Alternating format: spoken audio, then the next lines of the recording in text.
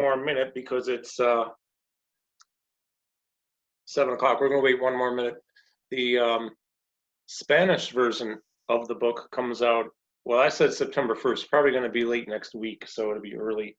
I'm really excited because in Latin America, South America, there's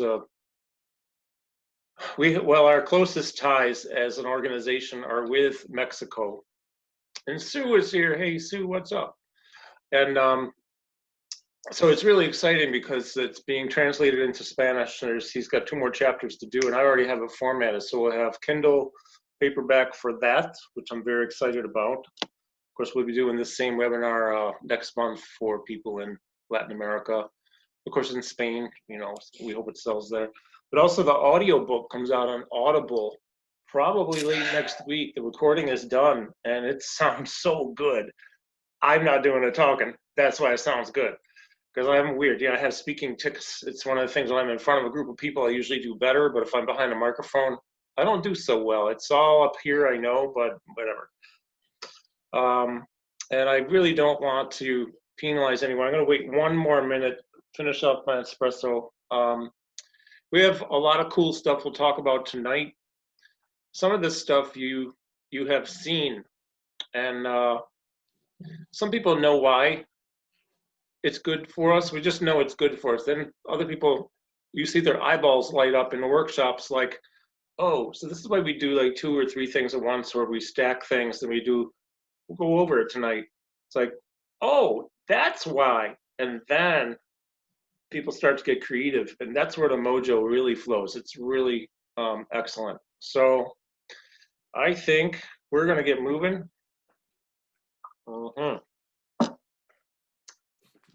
I just, the one thing that I can't seem to break away from is caffeine. So without further ado, welcome everybody.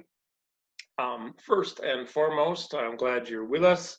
I appreciate you taking the time. I recognize just about all the names on the list. This is very good. I'd like to welcome my very good friend, mi hermano de otra madre, my brother from another mother, Mr. Russ Parker. Thanks. Hello, everyone. Russ. Some of you have met and seen Russ in person. Some of you haven't. You're going to meet Russ, hear from him tonight. I'll be doing kind of the lecture stuff and show you some videos that have come from workshops all over the world of demonstrations. And then Russ is going to demonstrate some stuff, and who knows, maybe I will too. But it's going to be fun, informative, and my main thing I want you to think about is why are we doing this with our people when we're working with them? All right.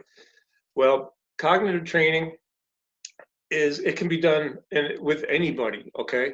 I do it myself, and I find it very challenging. I find it fun and challenging. So I'm always trying to progress. Why? Well, we're going to get to that. The other thing I want to say too is if you have any questions, let me go down here and see. We have a chat already started. Who's in the chat? Let's see what we got going on. Oh, thank you, Melissa. Okay, good. Yeah, we'll get you on soon. We've got now that book stuff is getting more under control, we'll get you on as a guest, as a presenter on a webinar, maybe in a workshop on Zoom, and interview. Okay, so one piece of housekeeping, 2 pieces of housekeeping. If you have questions, please send a question in the Q&A box or the chat box, either one. Russ and I will keep an eye on it. The second piece of housekeeping is this is being recorded, so you'll all get this tomorrow, okay? All right, I'm going to share the screen. Let's get started. By the way, I don't think we're going to go past 8:15 at the latest tonight. I need to get it done sooner. I don't want these to take as long, but I get excited and then I get talking, and then it's just, typical Carl stuff. Get excited and talk. So I've got it pretty well organized here. Not a lot of slides. Let's start up the slideshow. Come on, where the heck is it? All right, so the name of the brand, as many of you probably know, is Parkinson's Regeneration Training. I started this company, it's actually a company, years ago.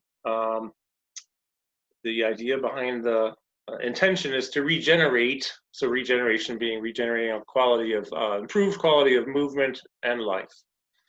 So today's topic, cognitive training, dual task, multitask training. So we have Russ joining us tonight. We have other instructors who you may or may not have met. Ruben, who's in Costa Rica. Allison, who's going to be joining us next month again. Angeles and Laura are in Mexico. So they help with a lot of the things we do in Latin America, especially because I don't speak Spanish fluently and Laura is my translator. So it's cool. Anyways, we have fun. So Parkinson's regeneration training. Welcome, welcome, welcome. You won't see too many slides tonight that you've seen in previous webinars because you already know that stuff. And if you don't, I'll tell you where to find all of our webinars online at the end of this. So what is our goal? Okay, our goal is to fill that void and bridge that gap with education and intervention strategies that a lot of people just don't know about. All right, we want to know what is PD, how might it affect a person, what can we do to help? That's all in other webinars. We're not going to talk about the first two tonight, but we will talk about how we can help in terms of retraining the brain so that we can develop, let's say, better movement. All right, on the left, where my cursor is, if you can see it, we have the, wherever you are. I see that in Belize, it's one thing. It's in Mexico, it's another. In London, it's another. In Argentina, it's another. Here, it's another. The level of knowledge from the medical community, medical care, neurology care, physical therapy, education, personal training, fitness training, coaching for Parkinson's. We see to what degree it is there, and there's always something lacking, a lot lacking usually, or sometimes in some cases, like in Belize, it's non-existent. Nobody has anything. Uganda is starting to get a program together, and I'm consulting them and working with patients now via Zoom. But anyways, let's look. So that's on the left. On the right side, we have improving the quality of life for the person living with Parkinson's. This is our goal. What can we do to bridge the gap? Well, that's the arrow. We can provide education and research. So this means that we can help. Okay, a lot of people, as I say in my book, I've never seen such thing as a bad Parkinson's education program. You know why? Because they're not doing any harm to getting people going, but a lot of them are just kind of, but at least they're getting people going. So I'm not going to say anything bad. I can't. But what I did decide is there's a lot that's lacking, and we need to try to fill that gap.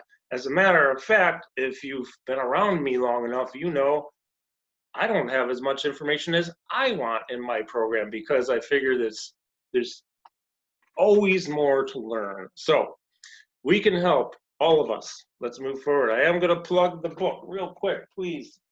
I need you to know that after 3 years ago this month, I started writing.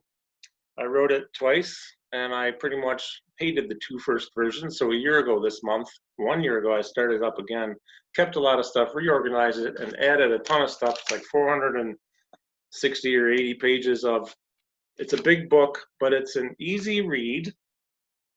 The foreword is by a dear friend, Dr. Perry Nicholson of Stop Chasing Pain. And many of you already have the book. I know Melissa has it, Sue has it, Kathy Cook, I believe you have it.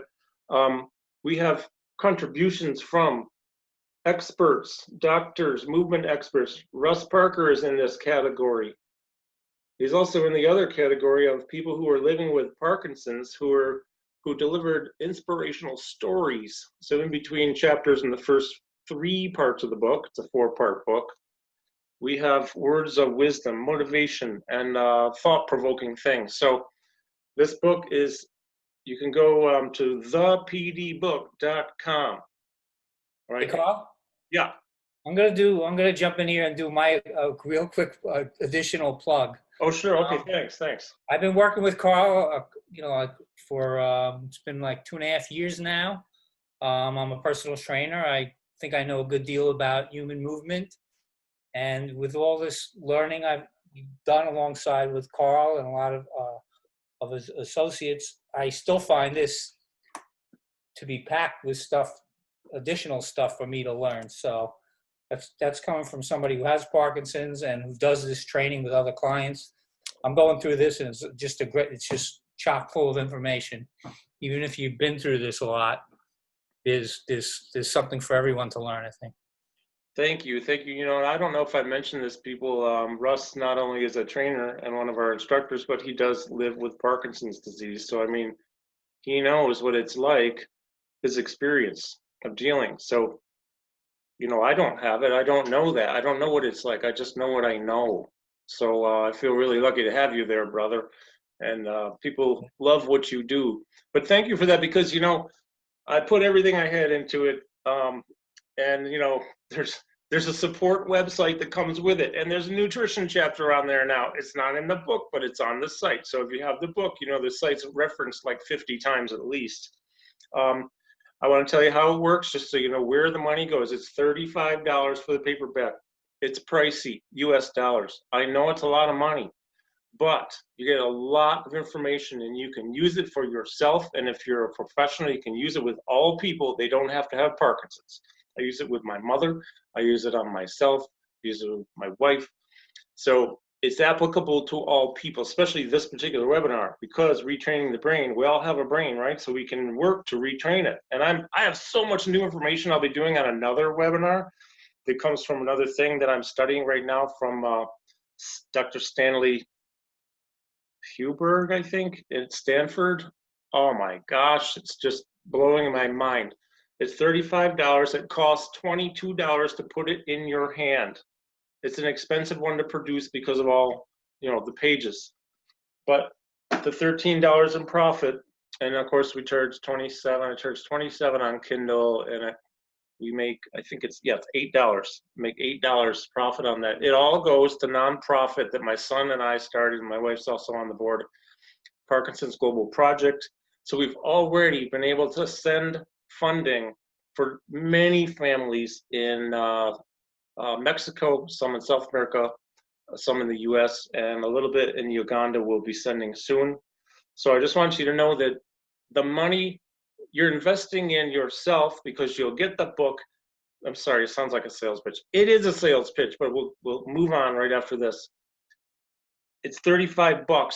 You know, if you go for a coffee every 3 days and spend $3, it's $30 a month, right? So, you know, maybe coffee's $5 if you like the lattes. So it's $50 a month every 3 days. But bottom line is $35. Growing, expanding support website that's free access forever. I'm not ever going to charge. You can mark my words. I'm not going to charge for that. And then you help people, because I don't get the money. The money goes elsewhere.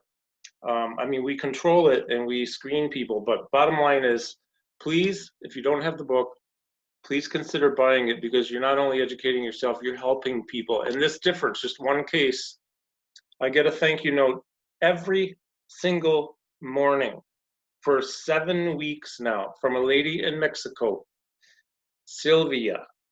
Sylvia can walk now. You know why?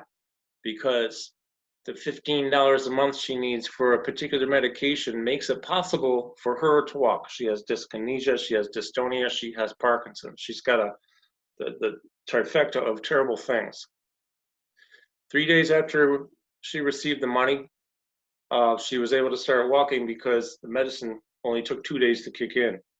She went, got the money, went next day, got her stuff, boom, done. Think about that. And let's make it a bestseller, because I just want to help people. All right, let's go.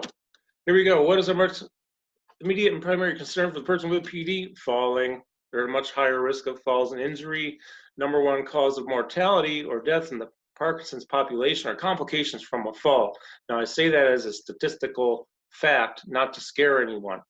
But we can work and do things we have many things to do, but tonight we're only talking about the neuroplasticity of the brain and retraining the brain so we can reduce fall risk and move better. All right, we have something, this is a similar slide many of you have seen before, we're going to talk about real quick right now. It's called the fall, and I didn't put it in there, awareness spectrum, not the fall spectrum, the fall awareness spectrum. Look below the arrow, you'll see fall awareness assessment. There's a test called the ABC scale, Activities Specific Balance Confidence Scale. The link at the bottom of the screen, by the way, you'll all get a copy of this or attached in the email will be the slideshow. So you'll have that link, and they have the recording of the video. This is I believe it's 16 questions now. It used to be less questions. Self-administer, you go on there, you download it, you answer the questions, and at the bottom there's a score. It's going to tell you your awareness of likelihood of falling. Okay, so there's a spectrum, though, of awareness that ranges all the way from fall phobia. Fall phobia is where you're afraid of falling. You're so afraid of falling that first of all, you're probably overestimating your risk of falling. So you tend to not move as much, live a more sedentary lifestyle. That's not good. On the other side, we have, and I know people like this, reckless gait. They tend to underestimate the risk of falling, take part in higher risk activities. Therefore, the risk of falling increases and they might get injured. All right, so they're partaking in things they probably shouldn't, or they're, reckless gait. That's a term in the medical community. So their awareness, they're not aware that they'll probably fall as much as they actually will fall. Right here in the middle, if you can see my cursor, you want your awareness to be in the middle. So you're not sedentary, so you keep moving, but you're also not going out and partaking in dangerous activities. So let's move forward. What are the goals? What's the why behind this? Retrain the brain to help reduce falls and fall risk. Improve cognition. That's a biggie. Improve balance, stability, and mobility. Dual tasking abilities, multitasking abilities. Improve movement, and what it all equals at the bottom is improving the overall quality of life. What's the intention here? Okay, think about this. If you're a professional, you're not just spending a half an hour, all my sessions are an hour, some are a little longer, but bottom line is, it doesn't matter. Whatever you're doing, whatever time you spend with your person in each session, no matter who they are, Parkinson's, not Parkinson's, we want to train towards their goals, but we want whatever we practice, the exercises we practice will have benefits. We want the benefits of those exercises we practice in our training sessions to go out the door with them, in the car, home, or store, or anywhere outside the training facility, training area, so that they can improve. It needs to improve their functional movement, so their functional life and their activities of daily living. We want whatever they do, if they're moving, they're doing stuff, we want that, whatever that is, we want that to, these benefits to translate into that. All right, so one thing we know for sure is that movement itself lights up the brain. This comes from a gentleman who I have a lot of projects going on right now, and this is a gentleman I'm working on a project with, Harvard professor, medical school professor, and best-selling author Dr. John Rady. Really neat guy. I interviewed him. I will try to remember to include his interview on the email I sent. I know there's a chat here. I'm sorry to be distracted, but I can't see the chat right now. Anyways, I'll try to get to that soon. He wrote this book called Go Wild. It's awesome. I would highly recommend this on like the top 5 things to read. Another one's called Spark. Okay, that's another webinar we already did about BDNF. Okay. He also talks in the interview that I did with him back in April or May, how movement lights up the brain. Just stand up, get walking, your brain starts firing. Look at all these different things here. These are supposed to be representative of neurons that are firing together. Look at this. There's a neuron. There's a synapse happening. There's little synapses, boom, another one. But we're going to learn about that in a minute. What he also says is very, very important to keep in mind here, and that is that we went through this before, and then we're done with any duplicate material, and all the rest of it is cognitive after this slide. The ultimate for stimulating brain activity to improve movement to the maximum is to do it in a playful way, do it in an enjoyable way. So he always says, move. Preferably do movement outdoors, because there's so much benefit to all the things that are going on outdoors, including the negative ions for your immune system and all that kind of stuff. All right, really good for the brain. Do it with another person. Move barefoot whenever possible because the benefits of barefoot are huge. We've already talked about that in other webinars. I'll include a link to all the other webinars in your email. And music can also light up the brain, so use it when appropriate. Personally, when I'm outside, I'm not really using music too much. When I'm with another person, it's the sounds of the outdoors. It's the things we do. It's the conversation. It's the interaction. But you know what? Sometimes music can be a game changer. So if it's raining, you need to be inside, put on some music. All right. So all those things together are the ultimate for stimulating, waking up the brain, and increasing its ability to change itself, because the brain can change itself. So cognitive training. I said this a few minutes ago, but I want to make sure when you see Instagram posts and this and that, and they're talking about, oh, we're doing, this, and we're balancing, we're playing catch, and we're counting backwards, and that's all cool, right? And then they say, oh, it's good for us. It is good for us. However, do you know why it's good for us? This is what we need to examine right now. The why. This is where the light bulbs go off, the eyeballs pop open, and people, whoa, they change. And all of a sudden, the live workshops when we're in different parts of the world get like super interesting. All right, so cognitive training. That's what we're talking about. When we implement cognitive training during focused movement, this is really good for our brain to develop better movement abilities. The goals are to develop improved multitasking skills that transfer to activities of daily living. But there are different types of cognitive training. So let's talk about the brain, how it works, and then types of cognitive. And the sky's the limit, man. I tell you, I have so many videos I could show you. I'll just show you a few tonight, and then Russ is going to demonstrate. What we want to do, though, is think about this. In Parkinson's disease in particular, and we're just talking about Parkinson's, right? But somebody with Parkinson's might also have MS. There's a person I just started working with who has both MS and Parkinson's. So he has lesions on the brain, and his substantia nigra is diminished in function, which you should already know probably from another webinar. Or it could be a traumatic brain injury, or it could be, just somebody with bad balance. Bottom line is nobody has to have Parkinson's to move better, but in Parkinson's, we know that the substantia nigra, in particular, a small little butterfly-shaped area in the brain, midbrain, housed by the basal ganglia, it's functioning, but brain cells are dying, okay?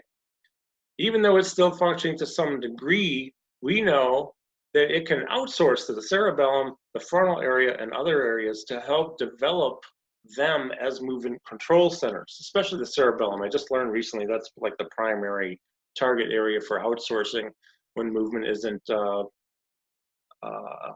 controlled as well by the substantia nigra. How it does this, and that came from Dr. John Rady, by the way. It's in the interview with him. Neuroplasticity, that's the ticket. That's what allows the brain to be able to create new neural firing pathways so that it can adapt as it needs to help us to move better. All right, neuroplasticity. Like the brain is moldable. We probably all know this, right? But I want to make sure you know this because this is part of the why of the stuff we're going to show you that's like all this cool fun stuff, all right? We know that neurons in the brain that fire together, they wire together. The more that they wire together or fire together, the more solid the wiring is, okay? Frequent and repetitive training to develop a new ability or skill causes the formation of new synaptic firing patterns between neurons of the brain. Through this regular training, these new neural firing patterns are reinforced. The more solid the connections between neurons, the better we can perform these new skills. That comes from a lot of things, but Dr. Lisa Morturi down near Russ at Stony Brook University works in the neurology there. Amazing lady. And those are her words exactly. So, examples of neuroplasticity. Well, I can tell you, probably, if you have the book, you already read about it. Both of my kids learned in maybe an hour, 2 hours, how to ride bicycles. I'm not bragging, but we didn't use training wheels. We put a helmet on, put them in the front yard because we got a really big yard here. It's on the grass, it's soft. So, hang on, I get them on there. Like they can't even get on the bike hardly. And then they're sitting, and then I've got one hand on the seat, right? Another hand up near the stem of the handlebar. I push and push and push, and then I push and push, push. I let go for a second, and they go, right? And I catch them. Push, push, push, push, 2 seconds. Push, push, push, 5. Before you know it, push, let go, boom, they're pedaling, and they're riding, and they're balancing. And they don't even know that I let go.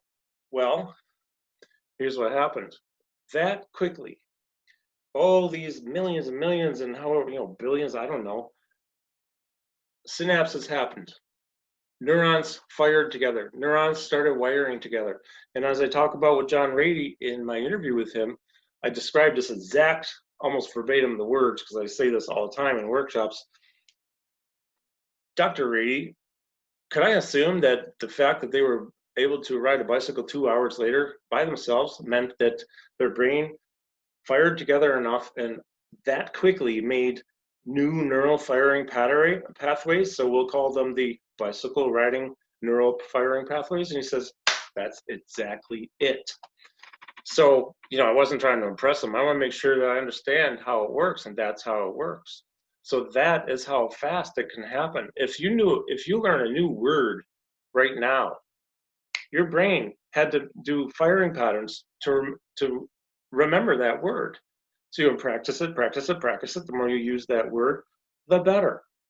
Okay, and then it's maybe only a few 100,000. I don't know how many brain cells, but the bottom line is you can learn quickly, and the brain changes that quickly, potentially. Driving a car, learning a language. I'm learning practicar mi español todos los días. Necesito practicar mi español todos los días. I don't, no hablo español muy bien, but I practice it because I'm in every week.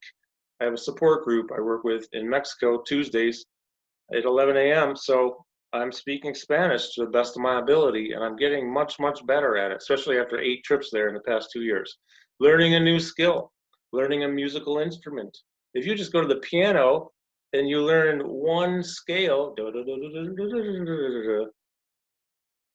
and you didn't know that scale when you got there, well, your brain actually molded that quickly. Okay, so we can also, though, use it. Those are just examples to train us to move better, walk better, improve rotations, dual tasking, etc. So we have some options here on how we can choose to train people or be trained if you're a person being trained. We can shift movement control to the cerebellum. That's great. But you may notice when we do it, if we do anything else that engages that area, it seems to cause an interference. So here's somebody, maybe they're jumping or punching. And then you say, hey, count backwards from 100 by 6s. And all of a sudden their punching kind of stops and they start counting. No, keep punching. And then their counting kind of stops. But as you keep doing it and encourage, do both together, you get better at it, okay? But it does leave us a choice. We can either do attention shifting, so only go and hit, box or jump or whatever the movement is, or do the cognitive. That's a choice. But what we would rather do is multitask, so stacking. I call it stacking, and in the book I call it stacking. So you can layer things on top of each other, right? So that at the bottom line here, literally, is train both motor and cognitive at the same time so we can improve movement stability, balance, mobility, functionality, and help reduce or hopefully help eliminate falls. There's a typo in there I just noticed. So what are the types of cognitive we're going to talk about? Well, there are many. We're going to talk about the 3 primary and then a 4th one that is a combination of 2. Let's just talk about what they are. So these are concepts of cognitive training. Let me make sure I'm on schedule here. Yep, we're looking good.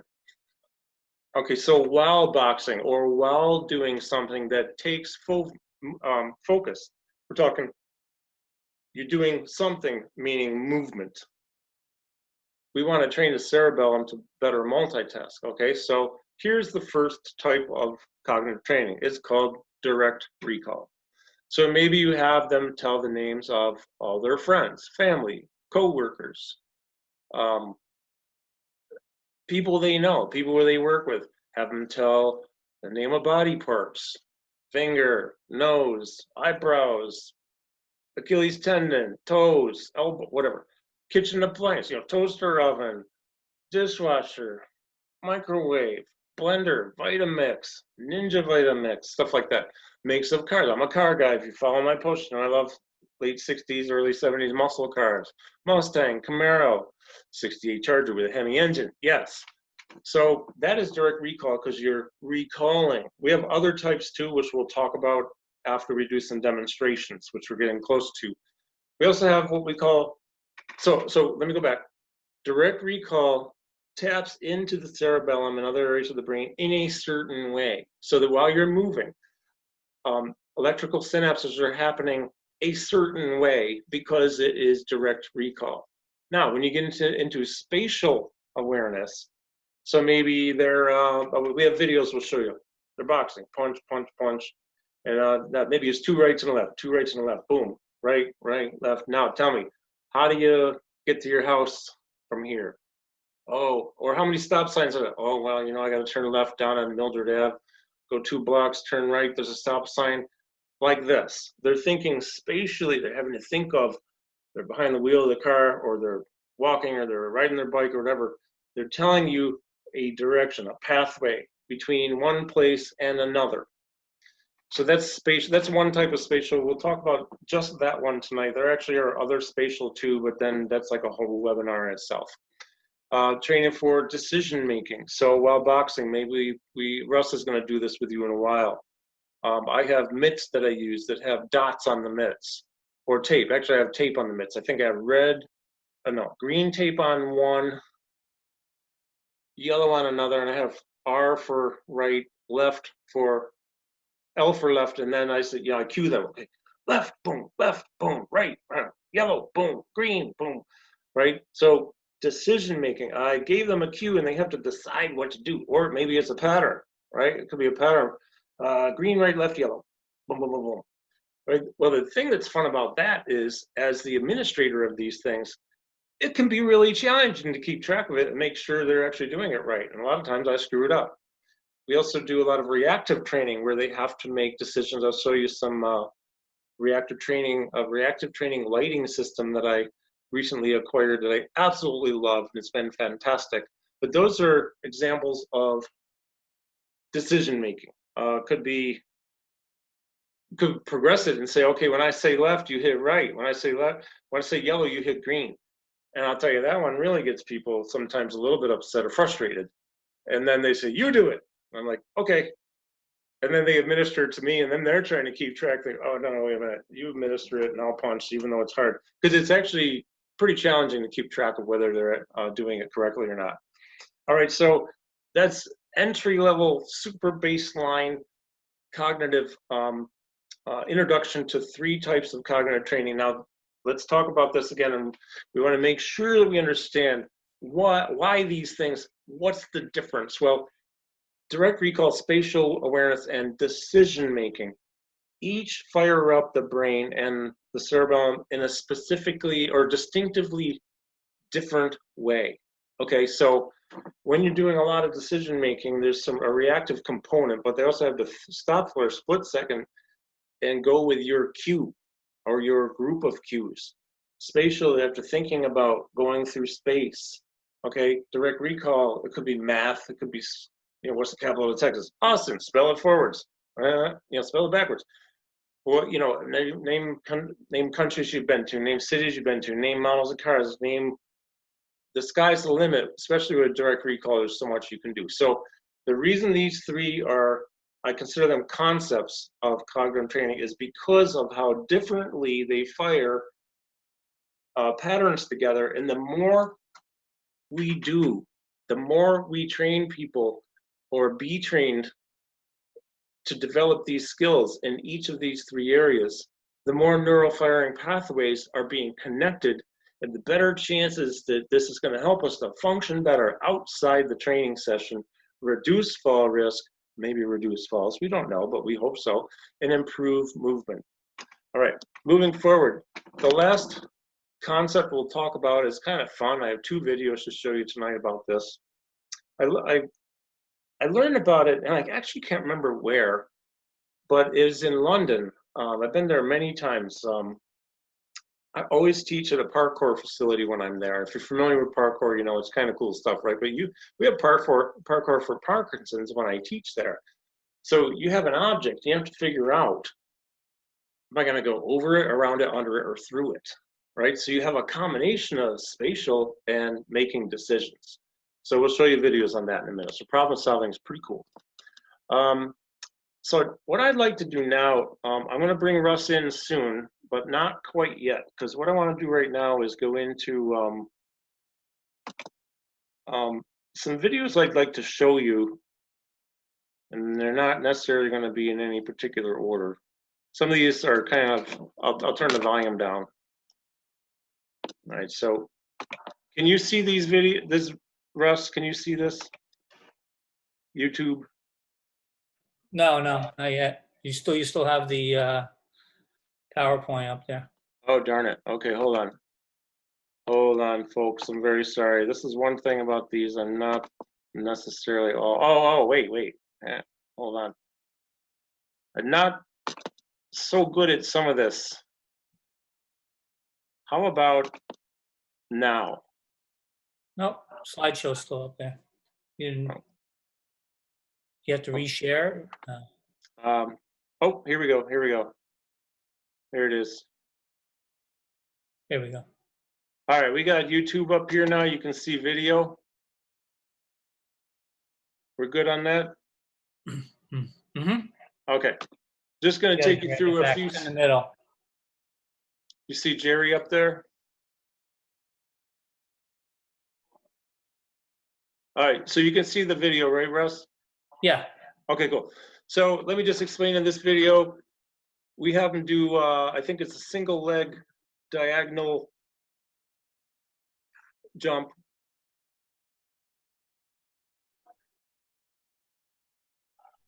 We stacked on a couple things. So he's doing left leg right now. We're playing cats for little hand-eye. And he's telling me the names of the cars that he has owned, starting with the current one. This was recorded a few years ago. I just saw Jerry, well, I saw him yesterday. I'll see him on Friday again. He's moving really well. He hasn't fallen.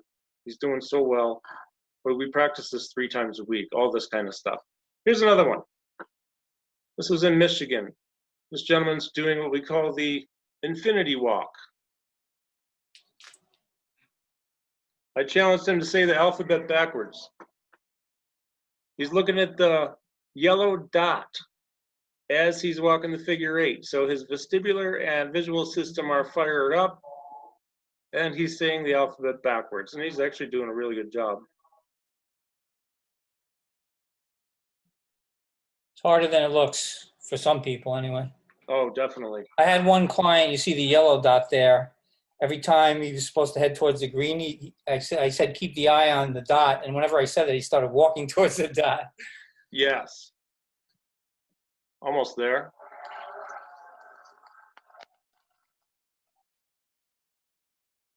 Let's take a look here. This is a park I train at in the summer when the weather's nice. Jerry has the active motion bar there. There are bearings in the middle in this thing. So he's trying to keep the white bearings in the center while he's moving on the curb, balancing. Here we have a lady who joined us a few times, Phyllis. He's doing the figure 8 pattern, but he's also, of course, I dropped the ball because that's what I do. He's spelling something or doing something backwards. All right, I'm going to move forward. We don't need to see all of every video. So we're doing crossover patterns because crossing the midline of the body is a very good thing to help the 2 hemispheres of the brain better connect with each other. So you see everything he does. He's reacting to the lights as they light up. I'll tell you about these lights later. I can send you a link to them in your emails too. We can add sound to the lights, horn. Look at that. That was a pretty fancy move.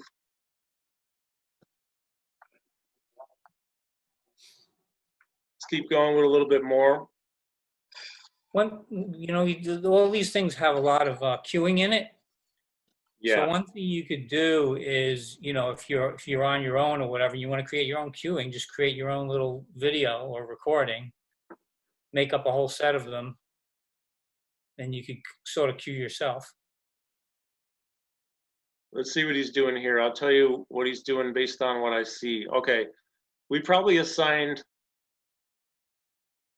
Sometimes what I do with this is I'll just pick two colors and say right foot, red, left foot green or whatever. Sometimes I'll have the left three. He has to hit him with the right foot and vice versa. Sometimes we do all right foot, all left foot. We also break it up so we do some. Hold on, let's keep going here.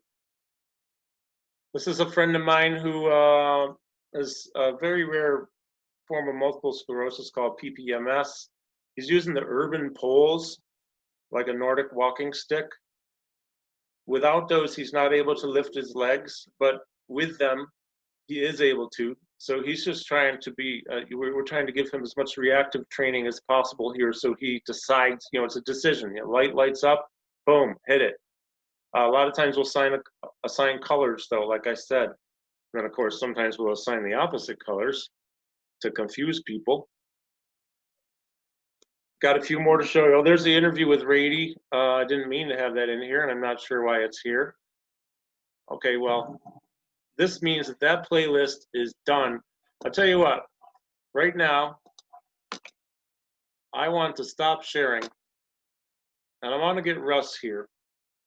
And Russ, now that we've discussed the various concepts of cognitive training, I welcome you very much to help or to join in here and show us some of the things that you do and you've been working on with yourself and with people. And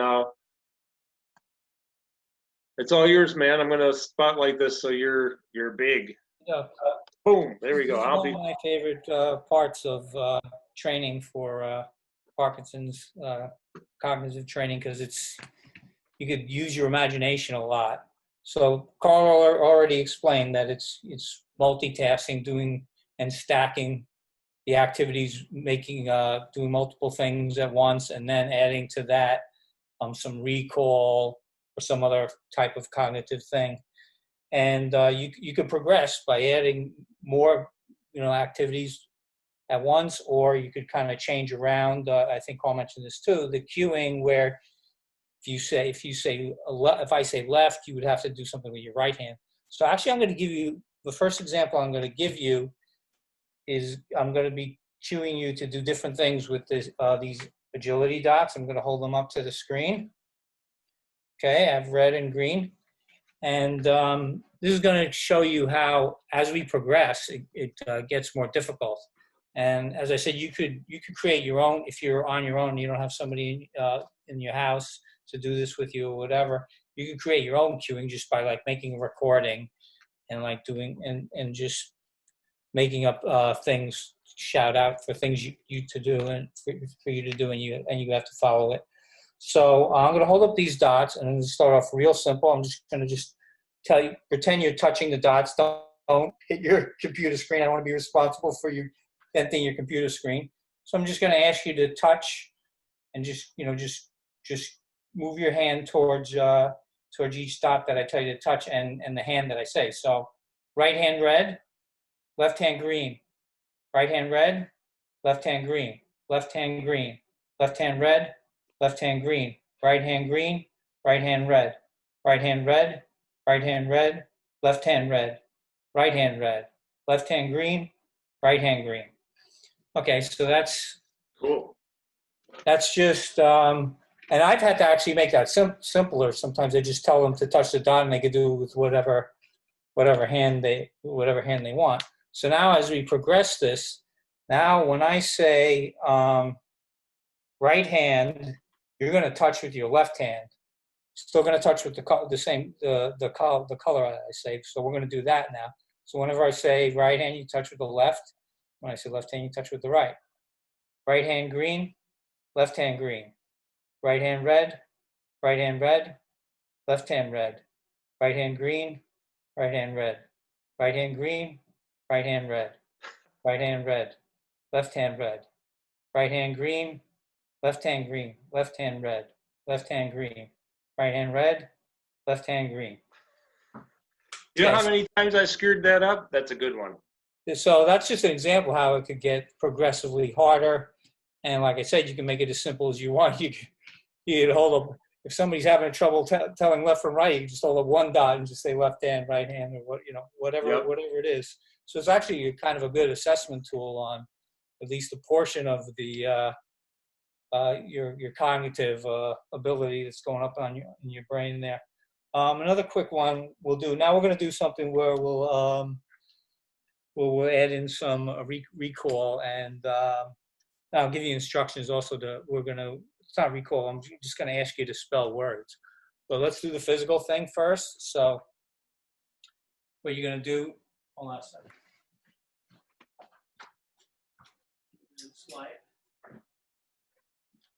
Light was creating a glare. Okey-doke. So what you're going to do is you're going to put your one hand on your nose and the opposite hand on your ear, okay? Across your face. Then you're going to bring your arms down to your lap, and you're going to switch it. So the next hand, the other hand that was on the ear is going to go to the nose, and vice versa. So down and then back up. You're going to try to do this real slow because it's a little difficult at first. So I'm just going to say switch, and you're going to switch, switch, and switch, switch. We'll go a little slower. Switch. And now we're going to try to keep doing it. And I'm just going to give you words to spell. And just a little tip too, this is related to another Parkinson's symptoms. Whenever you do any of these drills and there's speaking involved, work on projecting your voice too. You might as well do that while you're at it. So say the things loudly. Whether you have that problem or not, it's a good way to keep your voice strong and kind of stay ahead of the curve with that. So we're gonna do this, and I'm gonna ask you to spell words. Okay, ready? Switch. And switch. Switch. Okay, spell the word school out loud.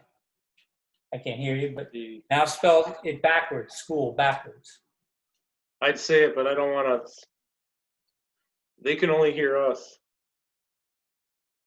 So I'm doing it in my head. Okay. Say it out loud, folks. It's better now let's do some more words. Okay, so I'm just gonna actually, one thing you could do when you're doing this, if you're in a room, you could just look around. You can't think of things to say. You look around the room and just find the words. So I'm in the living room here. Chair. Spell chair backwards, and we're actually gonna go right to backwards. Chair backwards. Okay. Couch backwards. Keep switching. Table. Spell it backwards. Nice and loud. Shirt. That's in the room. I'm wearing it. Okay. Spell movement. Backward. It's a little longer. Okay. So did you find it slowed down the movement? That's what happens sometimes too. When you add the cognitive piece, you have a little difficulty doing the movements. And actually, I should have demonstrated that. I should have been doing the spelling, even though might have overlapped, confused you while you were doing it. That could have added another challenge. But do you want me to show anything else? You want me to show like the stepping over the line and? Tell you what. Take a break?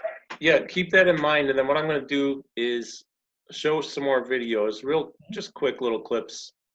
Then I'm going to bring you back. All right? Okay. All right, so here's what we're going to do, folks. We're going to go into screen share. Wait a minute. Hold on. Okay, we're going to this. Hopefully you can see YouTube. Can we see YouTube?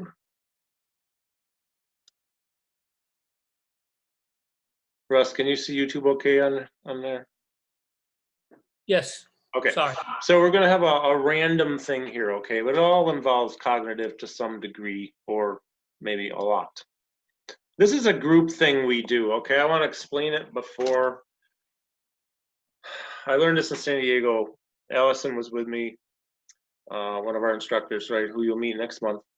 And Jackie Wu, one of my favorite people. I love her. She's just amazing. If you don't know Jackie Wu, you gotta Google her. Check out strength-therapy.com. Awesome. Anyways, just take a look. I'll explain more. If you don't pick it up, if you have questions, let me know. But this is a fun group thing. We do it every workshop now. Even though originally I thought it was ridiculous, I love it.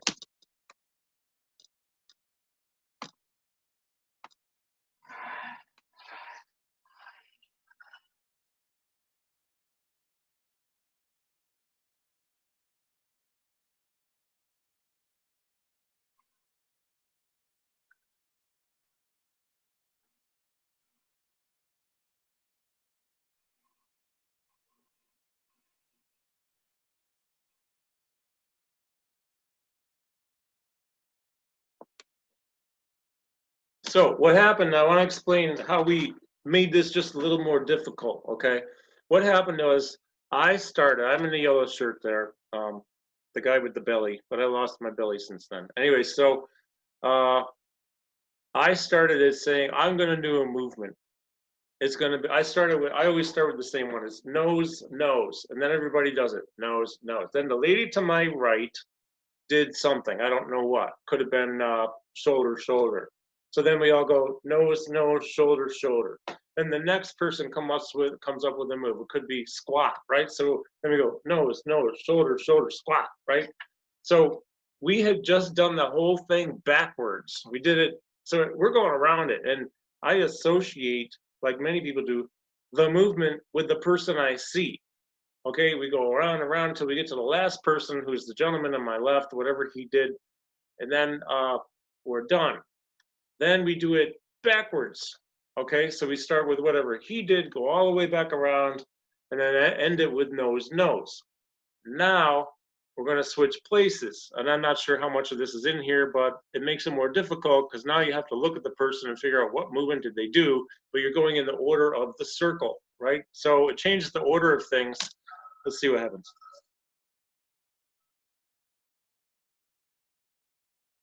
Yeah, I think I didn't actually demonstrate it here.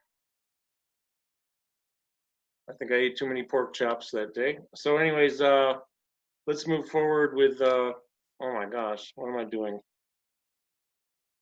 Well, you get the idea. Can you see where that might be kind of interesting, right? So we're gonna go back down to your videos because I just uploaded these today, so they're fresh. Let's move to, this is a group thing too, where we just had a coordinated ball toss. It's actually kind of cool. You can add a cognitive task. That's Austin, right? Yeah, it's Austin. Russ, you were with me for this. Yep. Yeah, they had some good ideas at that workshop. Well, everyone they do. That was, I forget the lady's name, but she has a great Christy. facility. Yeah, Christy. And we were in Austin, Texas a year ago, May. Russ, Ruben, and me.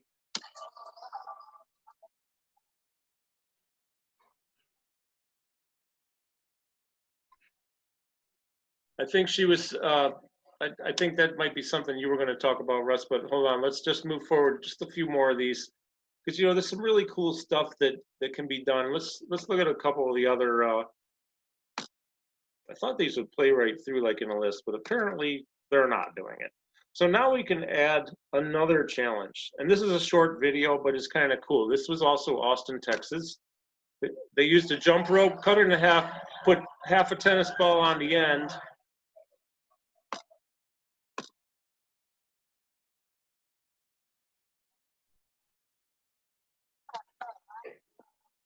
Yeah, it's a pretty neat trick. Yeah, that's a pretty cool one because he was able to use the, sorry gang, I'm just gonna tell you right now, I'm not that good at this. It's a cool one. So what they did, that guy Steve, I forget his last name, Steve came up with the idea, take a jump rope, cut it in the middle, and then take a tennis ball, cut it down the middle, and then poke a hole in it, thread the end of the rope through on each of the two sides, and then you have a little bit of something there to help the rope have momentum. You swing it around, and we also have him doing some lateral stepping here too somewhere. Here, all right. This way he doesn't have to worry about doing a real jump rope and falling.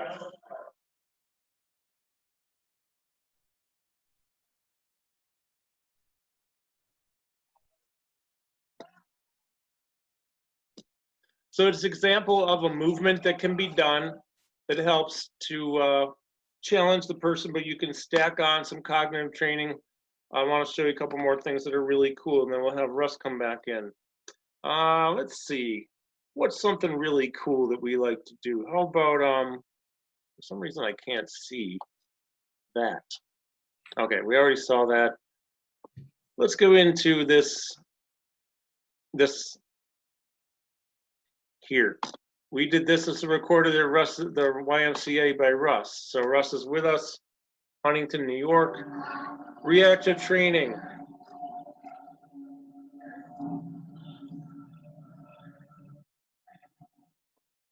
So somebody's cueing body parts. Head, touch the head. Ears, touch the ears. Knees, touch the knees. Hips, touch the hips. Nose, touch the nose. Brick.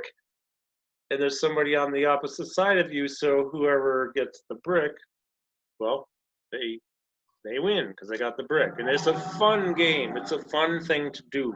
Makes people think. Reactive training. Fun.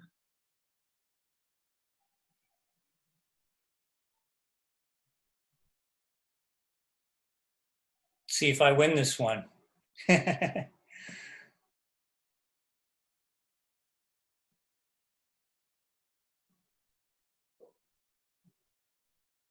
Take me out. Yeah. Oh. He crushed it. Russ, you crushed it. That was great, man.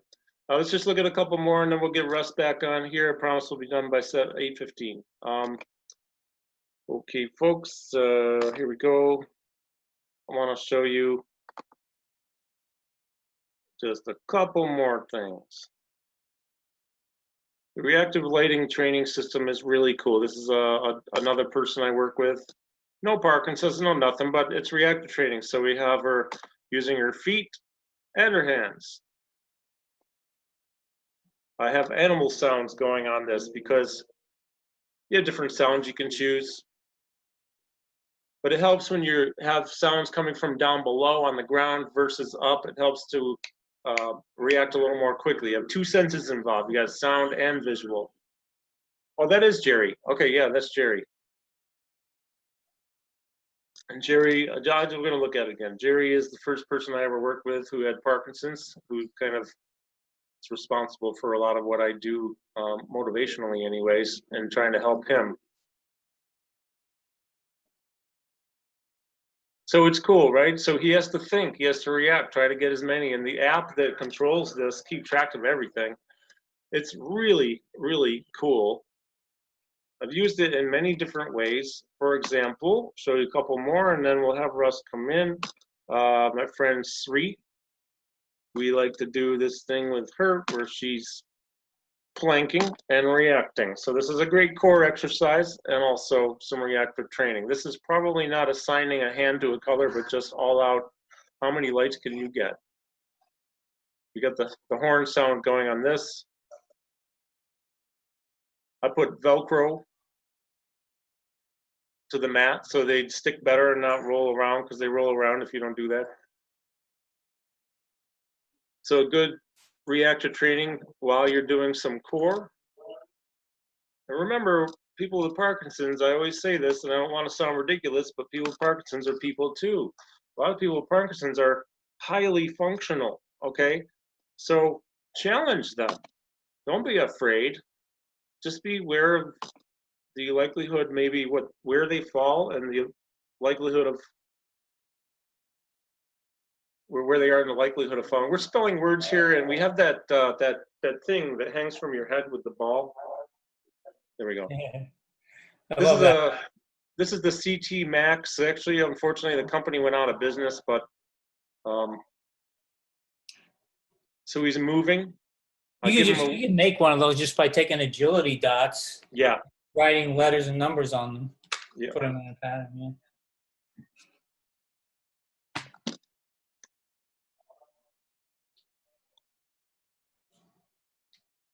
All right, so we give him words, he moves. We can have him jump, right? We can have him, if he was able to, I could have him jump. I have a gentleman I'm with tomorrow morning with generalized dystonia, super high function. Like, you'll see videos posted tomorrow if you follow me on Instagram, because I have a new thing I'm using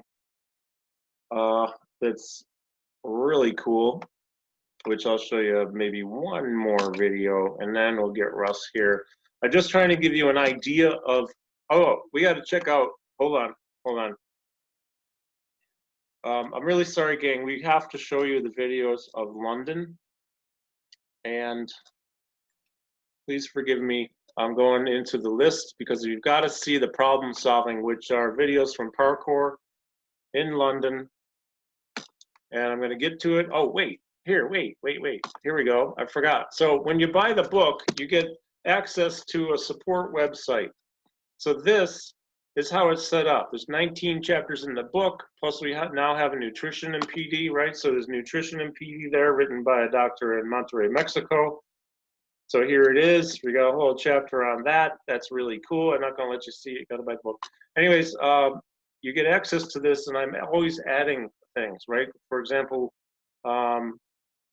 I'm adding another one on music soon and PD, which I talk about a little bit in the book, but not a lot, but there'll be a lot more here. Let's go into problem solving. Here it is.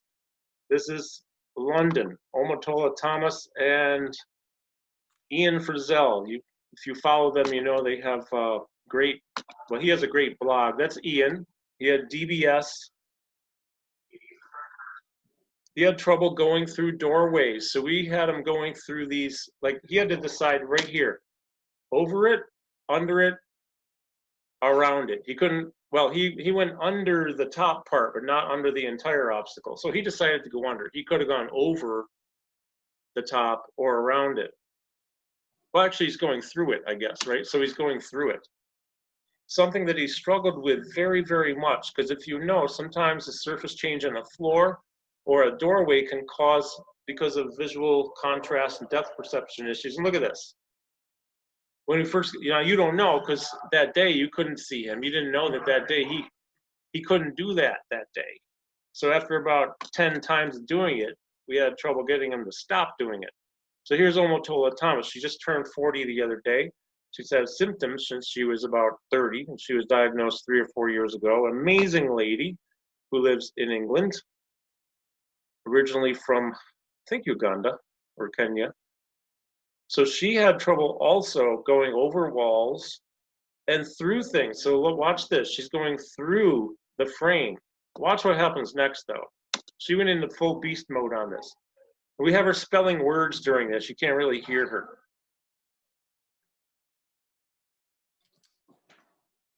And one of the things, while you make it difficult, you make it more difficult with spelling things like while you're moving or counting.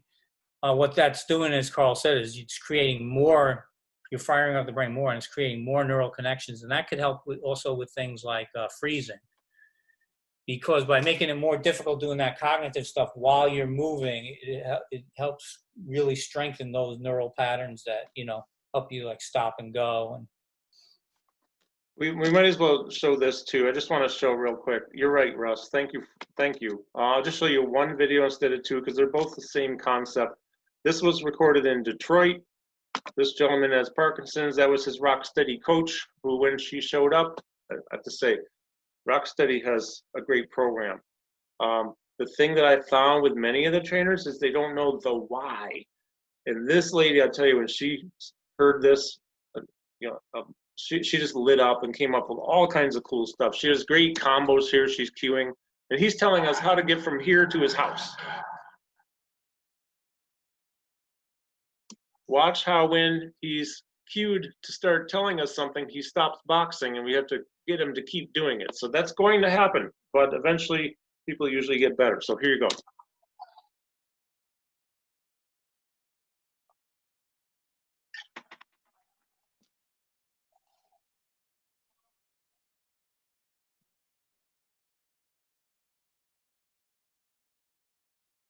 Great move. Rotations are so good. We want to be doing big movements and rotations, especially with rigidity.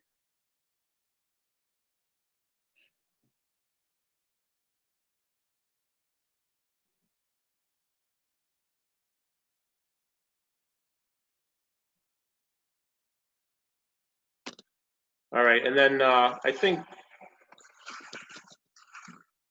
that might be it. So I'll just say when you get this, I actually have a corrective exercise thing here on this too, because maybe there's some self-myofascial release that you want to learn how to do and effectively. It's not in the book. Mobilization, self-administered joint mobilizations, ankle, knee, hip, elbow stretches that will follow. That's in order of how we do it. You get a better stretch if you do myofascial release first and then do a self-administered joint mobilization. Used to teach for Brent Brookbush. He's where I learned all that stuff. Love the guy like a brother. And so I think that, while we're here, we will just go over a couple, and then Russ is going to be all yours. Okay, never mind. There's no videos there. Videos coming soon. I think that's probably good for now. There's so much that I want to show you that I can't show you, or I will be going forever with videos. And I really, here's one. You got to check this out. Then I promise we'll bring Russ in and we can finish it out with Russ. Doing what we call perturbation training. Check this out. Good for fall prevention. So we're gently perturbing him, perturbation training, trying to slightly pull him off balance, challenge his balance while he's doing a side stepping. We could do forward stepping. We could do a lot of different things, but I was joking about the off that, then he nails it.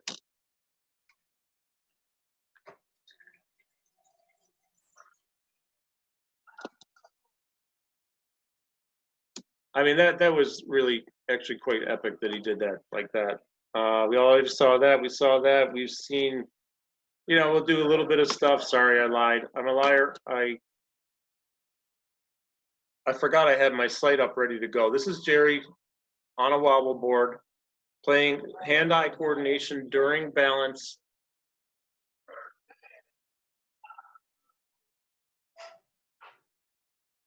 I'm adding my 2 cents along the way. You notice he's barefoot. Yeah.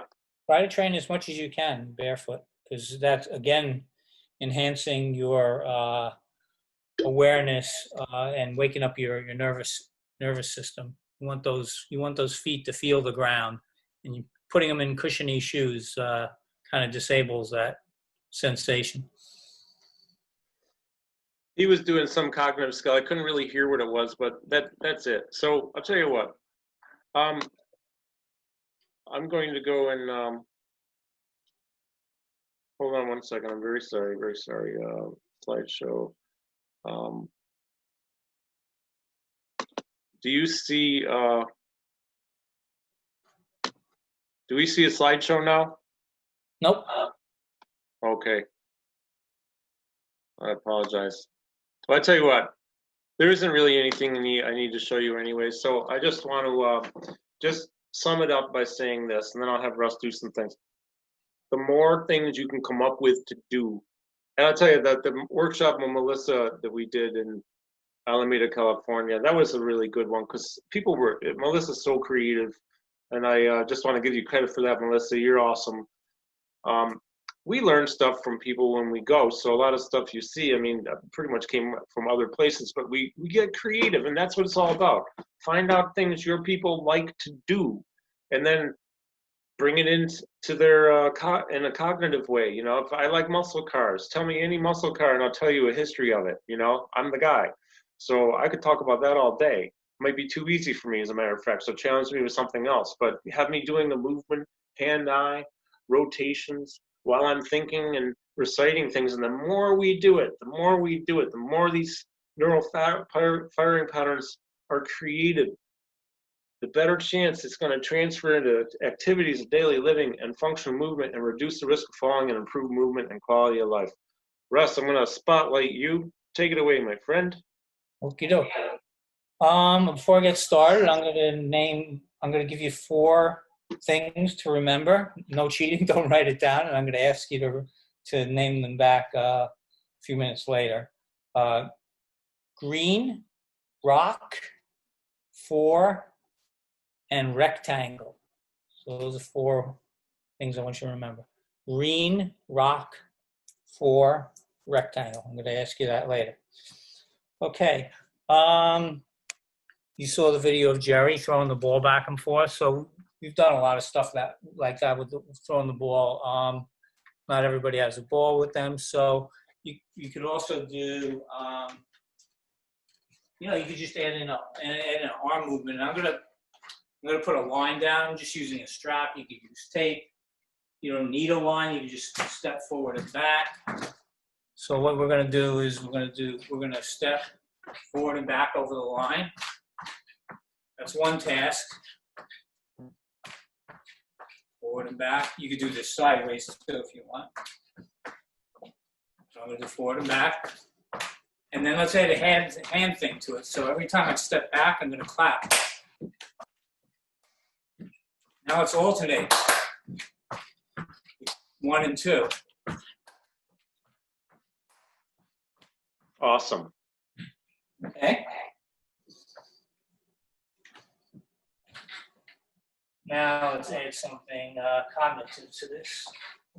Let's do the direction. So you're all just doing this to yourself.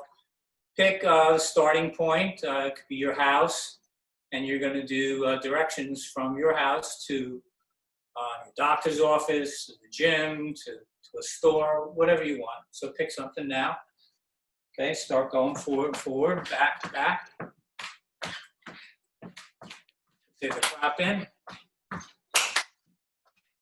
And add directions.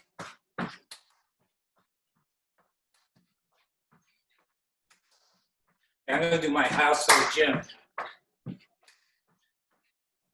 Nice. Out the driveway. Make a left on Ronnie Street. Make a left on Beacon. Go to the end. Yeah. Outside, make a right. Okay.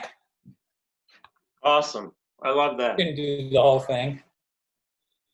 So, use your imagination. If you don't have equipment with you, or the equipment that you originally learned the movement from, you could always add in, like we didn't have a ball there, so you could add in an arm motion. I did clapping. We could have went out like this, back and forth, or just simulated the throwing and catching. Also, you could add tasks. I'm big on this. Tasks of daily living, and you can kind of make them an exercise. Like that could help your brain and help your dexterity. Like I take like a lot of supplements. Like about in the morning, I take like a dozen supplements, and I usually just line up the bottles and take them out and put them into another small container. All the ones I'm going to take. So I set a timer, first of all, to see how fast I could do it. So taking the pills out and putting them in the little cup. And then at the same time, you could add something cognitive to that. So if you want, you could count by 7s as you're putting them in. 7, 14, 21, or do it backwards, whatever. Things like that. Russ Parker wrote about exercise snacking. You got it. Yeah, It's chapter 8 in the book. Russ Parker wrote exercise snacking, what he's talking about right now. It's awesome. Yeah, so on that note is there's no hard and fast rule that says you have to do all your exercise in one, half hour or 1 hour or 2 hour workout. So the exercise snacking concept is there's a lot of things you'll just get equal benefit from just doing like a small exercise a few minutes before you have your breakfast or lunch or before you go out the door. Or like I said, make a regular daily movement an exercise. Brushing your teeth, and try brushing your teeth with your left hand instead of your right hand. I do a thing where when I'm shampooing my hair for dexterity, I do different patterns. So you could go back and forth like this, circle, alternating circles, about like 10 different patterns, doing it at the same time, alternating. And then you could add like a cognitive thing in there. So there's a whole bunch of things you could do. And like Carl said, it's I mentioned the concept in the book and give some examples. And I'll probably be doing more videos of some examples on exercise snacking thing. You want to show? How about a vestibular thing, Carl? Sure. Yeah. Let's take a break. Okay. So the four words.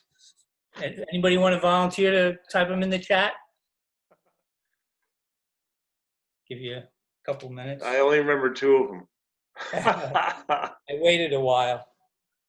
So I wrote about this in the book, and it's actually something they use in the neurology world for testing. I've been a control subject in 3 studies.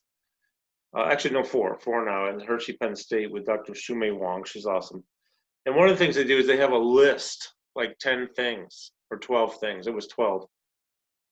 You have to memorize the list, then you have to memorize another one, and then you do something else. Then you have to go back, and they'll have you recite one of the lists again, and another list again, and then they'll give you a word and say, well, which list did it come from, right? And in the meantime, they might have read you a story, and it's a story about. I wrote the story in the book. I cited where it came from, which I actually think it was an unknown source. A story about a lady who's a teacher who's walking home from school and gets robbed and goes to the police department, and there's a whole story, and they actually use this on me in this control subject thing. I got good at it though after like the 8th time, because you go in there 2 times for every study. I kind of knew the story, so it's almost like cheating. So they had to read me another story. You had to recite it in as much detail as possible. There's a scoring system that comes with it. So that's also on the book support website, is the scoring system and the stories in the book. But it's the idea is, what do you remember from 10 minutes ago? How much detail? So we have some responses in here. Let's take a look at the chat, Russ. Yeah, good job. The green rock 4 rectangle. Shirley got 3 rectangle. Nice. Belina. Kathy. Oh, Kathy got them all. Kathy Cook. Bravo. They all got them all. I think Shirley just added in the rectangle on a separate one. Oh, that's awesome. Nice job. I remembered 4 in rectangle. And green's my favorite color. Okay. I forgot it. Yeah, the sky's the limit. Russ, did you want to show anything else before we? The vestibular and balance thing. Yeah. Let's take a look. So the vestibular system is related to balance, and it's in your. It has to do with your inner ear. And so what we're going to do is we're going to do a balance on one leg. I brought a chair back here. If you can't balance on one leg, you could hold on to the chair.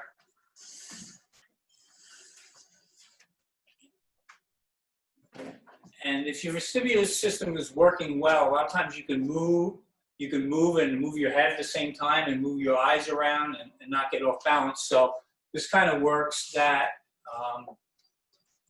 skill a little more. So you're going to get up on one leg, and then you're going to turn your head in one direction. So I'm turning to my right, you're turning to your left. So you're going to focus on a spot when you turn to the right.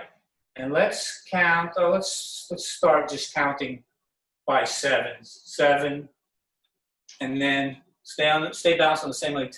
Look the other side. 14. Keep going. 21. Back and forth. 28. 35. 42. 49. Okay. Let's switch legs. Balance on the other leg.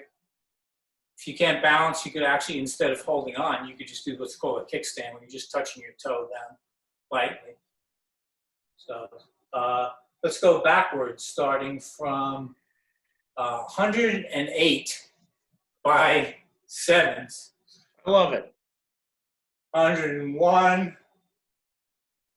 I'm dead already. Right. 94. 94. 87. 7. 70. 80. 80. I mean. 73. 73. Okay. Yeah. Good one. I mean, the sky's the limit on this stacking of stuff, movement, balance. You know, there's just so much. I feel like I barely scratched the surface here. And in the book too, but I mean, you know, then you got the support site to go with it. Not trying to sell you. Oh, yes, I am. But the idea is that that site will keep growing with ideas and concepts and exercises.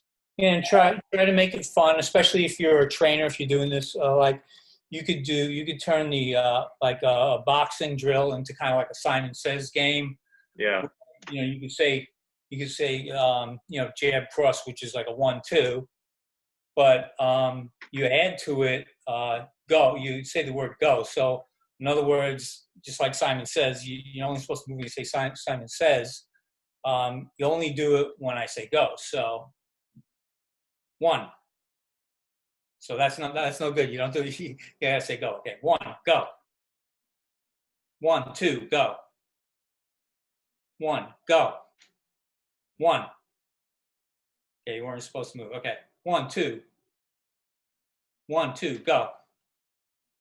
So you could do something like that. It's like a Simon Says kind of thing. Absolutely.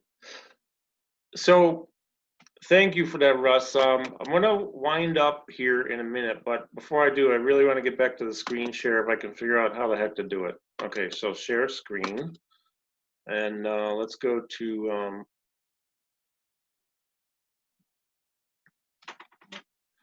PowerPoint. Tell me if you see a PowerPoint. Do you see a PowerPoint, Russ? Yes. Ah, yay. All right, so there's some old gloves and mitts I have. Let's talk about this too. I want to get into one more thing, and Russ kind of pretty much covered it, but this and the next slide kind of go together.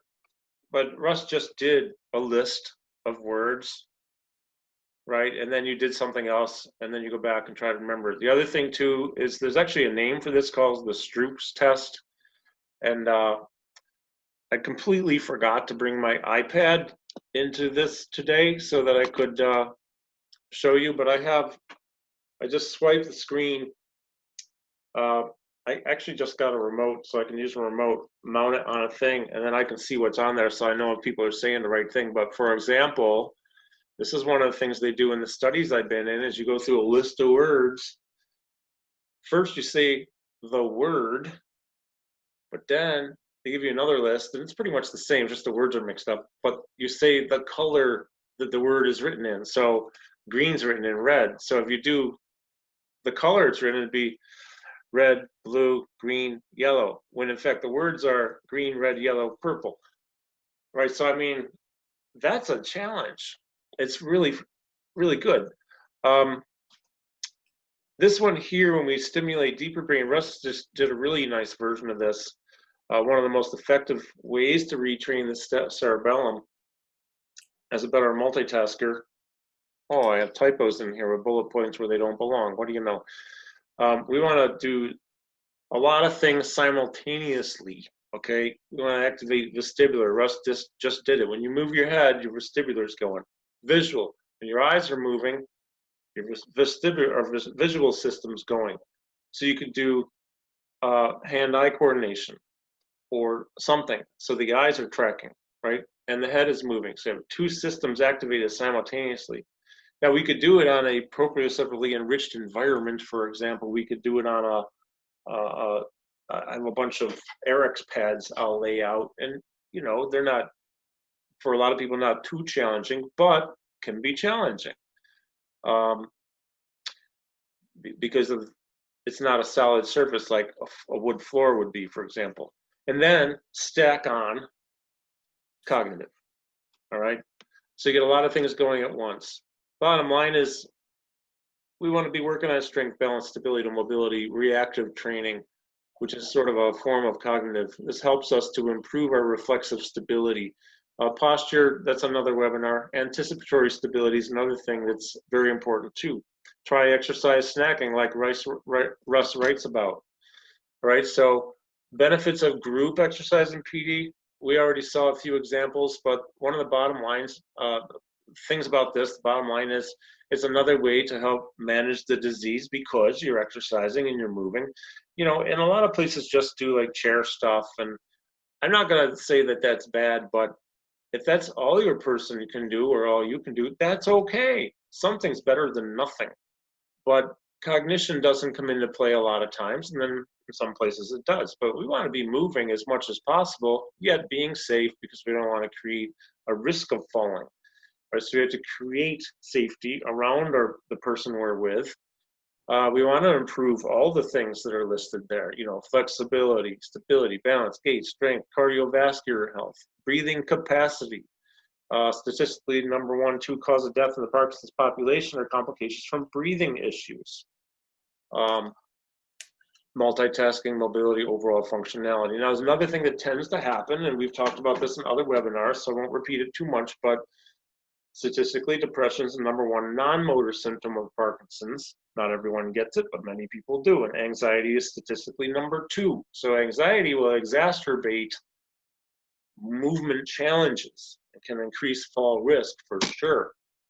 Some people, they used to maybe like to go out, but they're self-conscious and they want to be socially interacting with people. Of course, with COVID, it's a little different now, but still, let's put COVID aside. Not that it's not important, but let's just take the idea of before COVID, people were withdrawing from society a lot of times because they're afraid they might trip and fall, and that they don't want to be seen like that. They don't want to be seen with a tremor, maybe. They don't want to be seen like this and then spill food if they're out to dinner.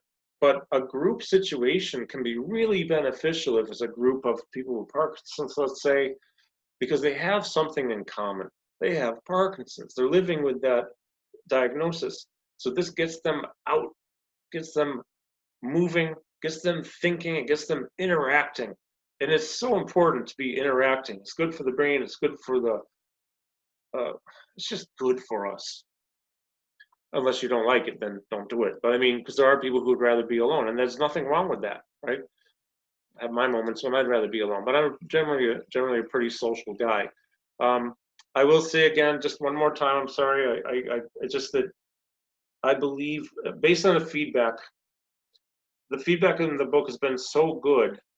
And of course, you know, I was afraid to release it because I'm like, oh man, you know, once it's out, but I'm really, really happy that people are really liking it. The fonts is a larger font, okay?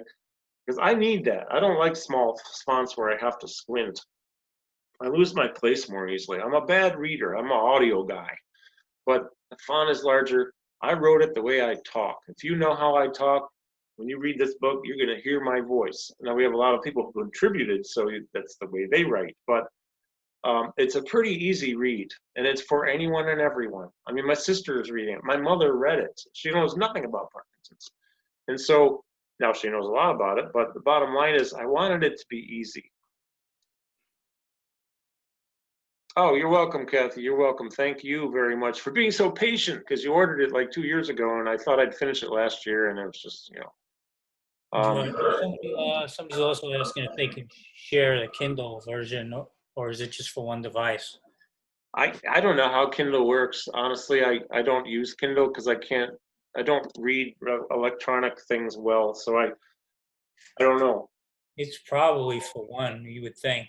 Yeah. Because then there I would be believe so. sharing. Yeah, I don't know how that works. I'm sorry, I can't answer that. But the pdbook.com, all proceeds go to help people with Parkinson's. I already told you that, so I won't dwell on that too much. So I think that's probably it, folks. Just know that you're going to receive, let's go to gallery view so I can see. You're going to receive. I'm sorry, you said one device. Maybe if you use the same ID, you might be able to do multiple devices, but yeah, I'm not sure. Okay. Yeah, I mean, this was a decision that I made to put a whole lot of money into this. I would love to recoup it. I probably never will, and I don't even care. You know what I mean? It's not about the money. It's about educating and helping people. It was my decision, even if I sold 5 copies, but we sold hundreds. So, I mean, that's nice, but still, it's like, I'm not taking the money. It's going to charity. I do want, I hope we can sell a ton of copies to help educate people. And so I won't keep talking because I'm already 15 minutes past my drop dead cutoff, and I'm sorry, folks, but I want to say thank you to Russ for joining me. My pleasure. Mi hermano de otra madre. Thank you, everybody, for being with us. thepdbook.com, that's where you can get the book. Also, you will get an email with a slideshow recording of this video and then some other links that I think of that I'll send you. I got all kinds of great books I can recommend too. So thank you, everyone. Thank you, Russ. I'll be seeing you Sunday for our webinar in Poland. Mm-hmm. Can't wait. I'll talk to you before then, buddy. Take care, everybody. Thank you, everybody. I'm just seeing one more chat here. You're welcome, Shirley. Thank you. All right. See you later, gang. Have a good night. Night all. Practice everything. Do it over and over. Bye-bye.